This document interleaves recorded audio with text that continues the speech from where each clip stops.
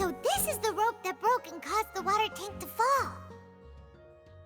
The rope looks pretty durable. How can it be burned through so quickly by fireworks? Why are you suddenly so serious, Traveler?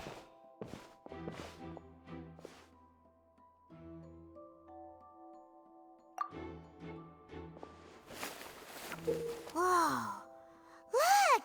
This bit is made from different material! Most of it was burned away, but there's still a little bit of it left. Huh. So if a rope meant to hold something was made with that kind of material in it, then that means... Wait! Paimon should write all this down! Let's take notes!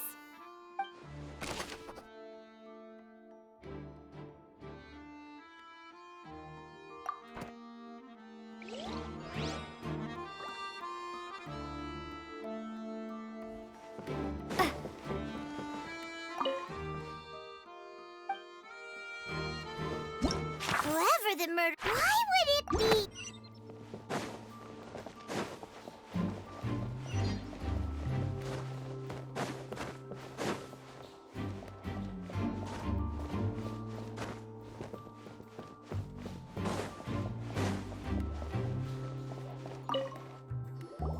I see that you're investigating the area. Well, it just so happens that I'm interested too. If you find any new and interesting leads, be sure to share them with me, all right? We don't have too many thoughts yet.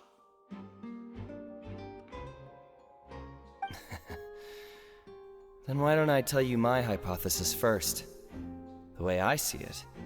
And I'll start it with that loud thud. The thud? Oh, you mean the sound that happened during the countdown? Yes, exactly. It wasn't terribly loud, but I suspect that most people heard it. It's just that everyone was awaiting the results of Linny's trick with bated breath, so no one paid it much mind. But now that the incident has happened, the thud has become an important clue. That makes sense. So, what do you make of it? I'm of the opinion that it may have been the sound of Linny's accomplice, Lynette perhaps, jumping atop the water tank or something like that. And when the pyrotechnics went off, she cut the rope, sending the water tank crashing down. But wasn't the noise we heard too loud for that? Perhaps the balance wasn't right, leading to a particularly rough landing.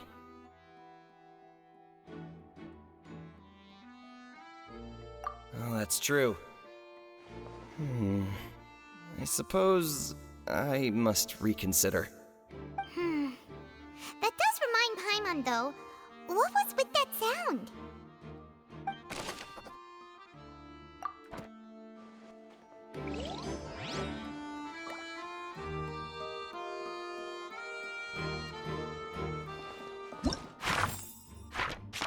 This rope was obvious.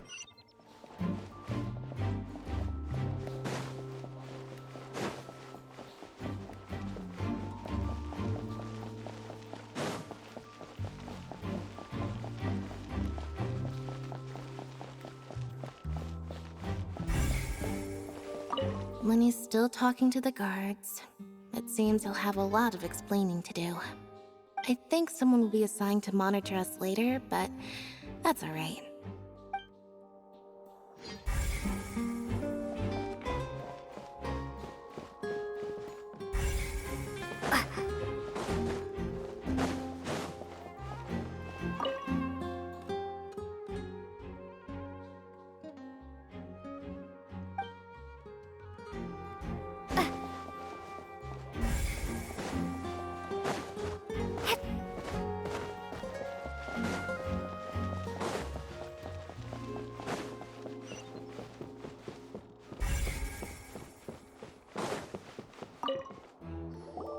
Hello there. What are you investigating? Oh, this location has also been cordoned off because the Magic Troop members are currently considered prime suspects. The investigation team is still collecting evidence. The seats were all booked in advance, so we were able to deduce the missing woman's identity by checking the guest list.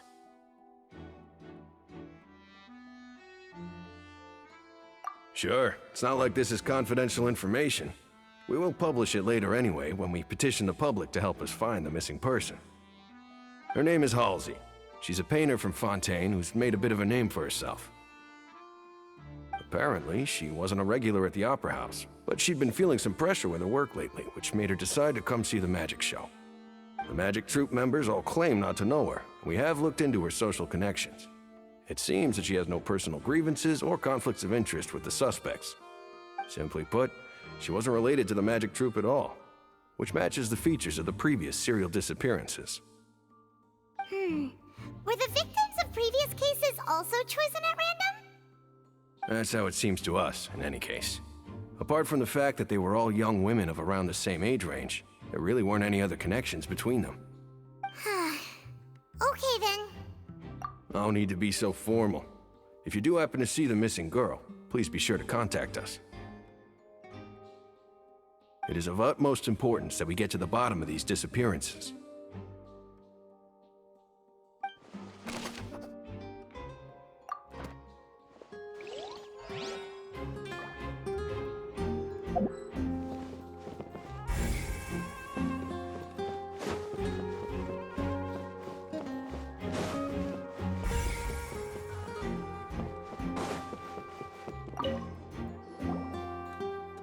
The investigation team has some new findings. Turns out there's an issue with the random number selector after all. See, I told you. What if the machine picked some big guy's seat? You think the murderer would have still made his move then? Sorry to interrupt, but we're helping Linny and Lynette with their side of the investigation. What were you saying about the number selector? There's something wrong with it? You're trying to help them? That'll be a tall order. Linny used the machine to pick a random member of the audience during his performance, right? The lucky girl that later disappeared. Well, we thought there might be a serious problem with the machine, so we had it taken away for further inspection. It turns out that the seat number it picked wasn't random at all. The machine picks that same number every time. I'm sure you already know that you have to make a reservation in advance to get a seat, regardless of whether it's a trial or some performance. In other words, Linny knew who would be sitting where from the very beginning. That much checks out. Linny reserved our seats for us too. Bet you see why I was saying it'd be tough to make a case for Linny.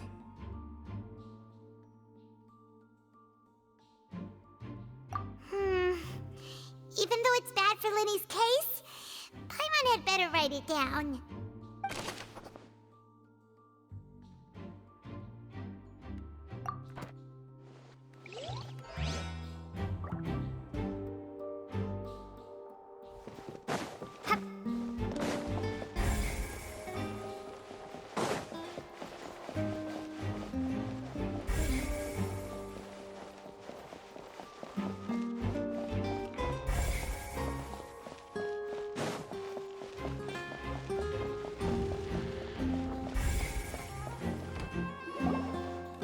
You! Yes, both of you! Over here! I've been keeping an eye on you for a while now. Huh? You mean us? That's right. If I'm not mistaken, you're also among those who wish to cut down the thorns and pursue the truth. No? And by the looks of it, you're not from Fontaine. Well, you're right on the more about that one, but who are you?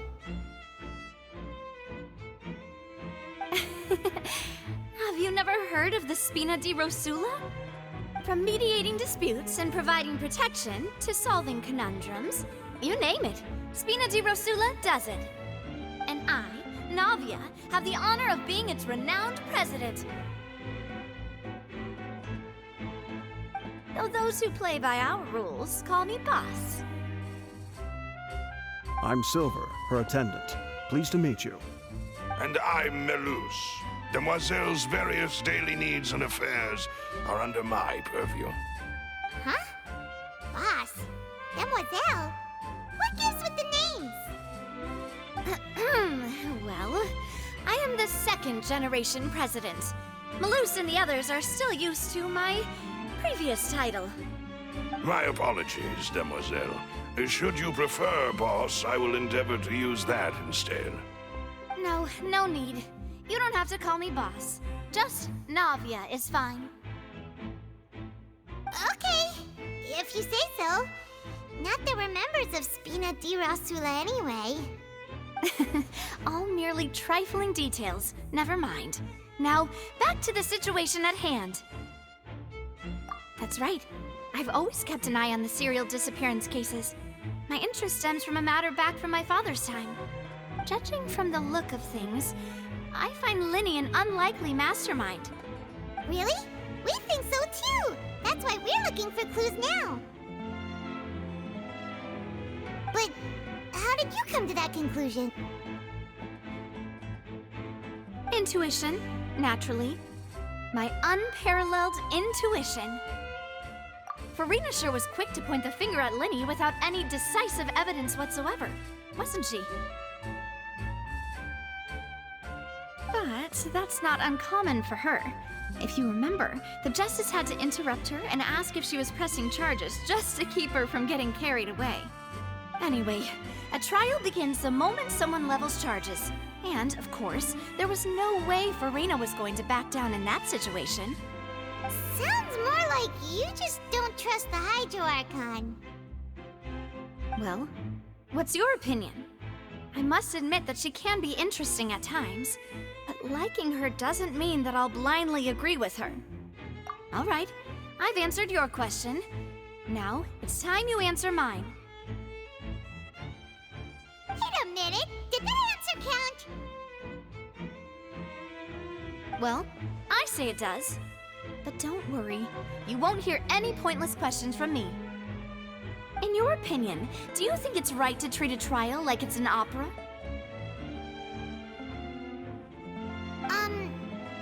Well? And why would that be? See, Silver and Maloose? I told you they'd be different. Most astute of you, demoiselle. I too think that the Traveler's response was most excellent. No matter how wonderful the script or how fervent the audience's expectations may be, the trials that go on stage here must be based in fact. And if that can be done, boss, then...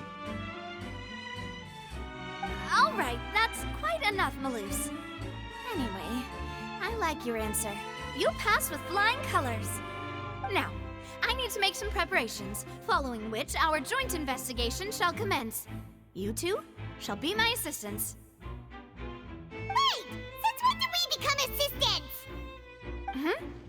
Oh, well, I can be the assistant, sure. Or your companion, if you like. I'm really not that fussy. That's more like it. Far be it from me to brag, but I believe that Demoiselle's intuition will be instrumental in uncovering the truth. You wish to save a friend from false accusations, and we wish to unravel the disappearances. In this sense, our goals are aligned. You have a point. You're quite the talker, aren't you, mister? And what about you over there? What do you think? You seem like you've got something on your mind. I have nothing to add. Oh, alrighty then. We'll be making some preparations first. Just be sure to let us know if they start revealing Linny's tricks. Thanks!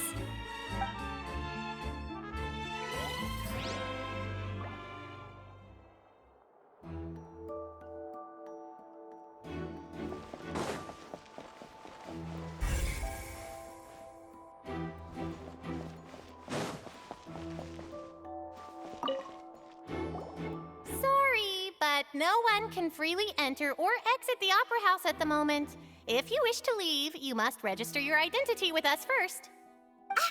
No, we're not leaving.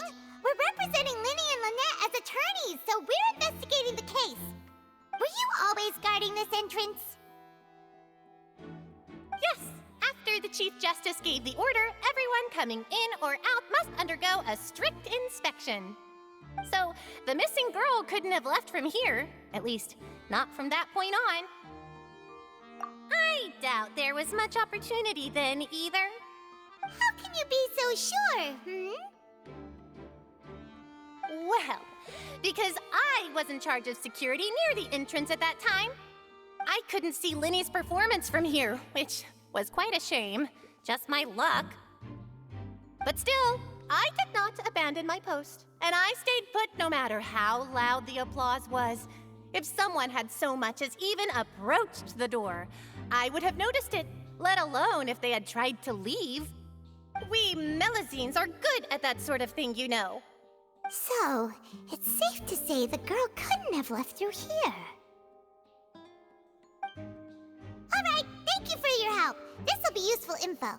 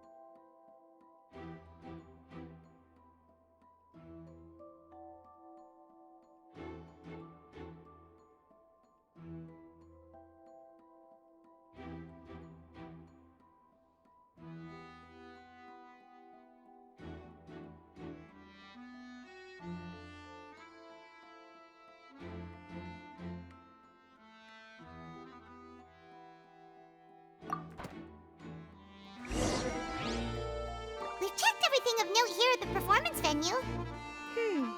Paimon wonders how Linny's discussion with the guards is going.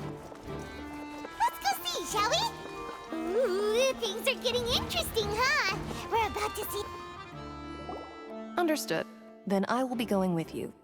Just so you're aware, I will be monitoring your actions and making notes as necessary. Very good. Thanks for being so agreeable. I'd pull a rose out of my hat as a gift for you if I could. You may spare the pleasantries. I'm just doing my job. You've arrived. Who's this? Me? I'm Spina di Rosula's guardian angel. If you've got a problem, I've got the firepower. Sorry, I got a little carried away there. Call me Navia. I'm a partner of theirs, and will be helping investigate this whole situation. And these are my companions. Would you mind if they join as well? Fine by me. Oh, new helpers? I would be most grateful. Well, let's just say we're tagging along. It's not every day you get to see the secrets behind magic performed on such a large scale. I appreciate your kind interest. Come with me. We'll be heading below stage.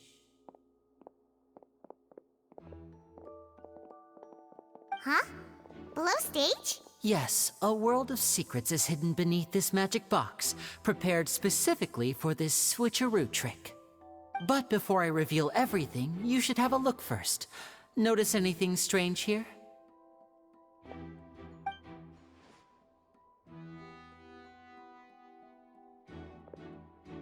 I'm not trying to be dramatic. Remembering the details of a trick will help you understand the methods used to perform it more easily. Huh. Weren't there balloons and other decorations here? Where did all that go? Ah, good eye. That said, you're still far from discovering the answer. The back? You mean the inside of the door? What's different about it? Paimon didn't notice anything. Very good indeed. I thought you might not be able to catch that, given that you were sitting in the first row. The back of this door was patterned. Those patterns are now gone, replaced by a smooth wooden board. So, if you put two and two together, what do you get? Exactly. All right, let's go. I'll tell you how it works as we head down.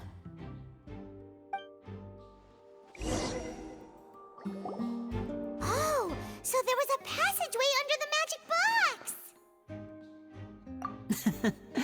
I knew you'd figure out most of it as soon as you saw this place. The two magic boxes are positioned right above the two entrances of the tunnel. See this flatbed trolley? The box with the lucky audience member in it would be shuttled over to the other side using the trolley. This trolley can raise and lower and even rotate, ensuring that the box will face in the right direction. I see. So that's the purpose of the box inside another box. Precisely. The inner box would descend after the audience member was put inside and be moved along the trolley, all while the outer box would remain on stage as if nothing had ever changed. So that's how you did it! Once the box was lowered, the trolley would store some energy through this device here, with which it would complete the rest of the steps. The audience member would only be able to feel some slight movements in the dark, and by the time she walked out, she would already be back on stage. Right! You were talking that whole time, and you even came out for a moment near the end! Ah, yes. A phonograph operated by Lynette was used to achieve that effect. My assistant and I had already scripted our conversation beforehand. When the countdown began, I had already gone to the opposite box via a tunnel using that ladder. And what about Lynette? Where was she? I was in the mezzanine space in the back of the box. Oh, interesting! That's how we were able to coordinate Linny's lines with the assistant. And by the way, I was the one who walked out of the box at the end. I mean, we are twins. All it takes is a change of clothes and no one can tell who's who. And that's my favorite part of this trick. Only Lynette and I can perform it. So that's how it all worked! Wow, every detail you revealed was more amazing than the last! Lynette would briefly walk out of the box and then go back in, jumping into the tunnel and escaping before the box on the trolley could finish ascending. And then I walk out of the other box in the audience area, and the trick would be complete. The operative word here being would. But as you saw, Cal was in the box, not our audience member. She, on the other hand, mysteriously vanished. We really don't know how that happened. If not for that interlude, this would have been an astonishing trick. I probably never would have figured out how you pulled it off. And yet, to think that someone was able to use this magic trick to commit a crime. Could we have a look around? I think we can come up with some more leads. This is the scene of the crime, so Linny and Lynette are not permitted to stay here. I'll escort them back up. Yes, of course. No need to be so strict now. I won't disappear into thin air, you know. Thanks, everyone. We're counting on you.